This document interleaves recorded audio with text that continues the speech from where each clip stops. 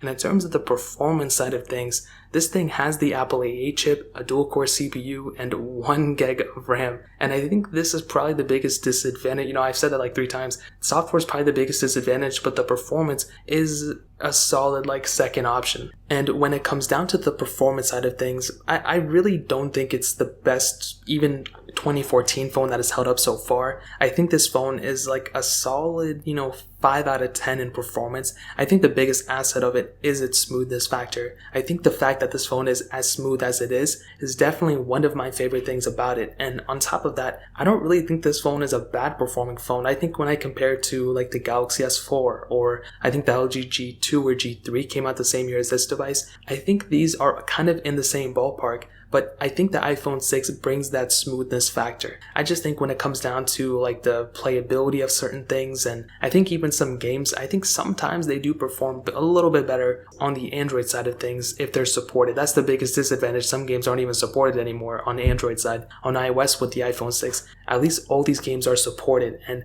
that's one thing that's really fascinating. I don't know how much longer that's going to be. Maybe, next year iOS 12 apps are going to start going away. We've seen this before with iOS 9, iOS 10, and I think iOS 11 the same thing. And performance wise, like I stated, I think it's good enough. I think just like the camera, if you're trying to go day to day, you'll probably be okay. If you're just trying to, do iMessages and phone calls and FaceTimes and stuff like that, I think you'll probably be better off than not. But I think the biggest problems probably come in the form of playing heavier intensive games. When you're trying to play, Fortnite on your iPhone 6, which is not even supported. If you're trying to play, like Real Racing 3 and like super high graphical games, you'll probably run into problems, which is okay.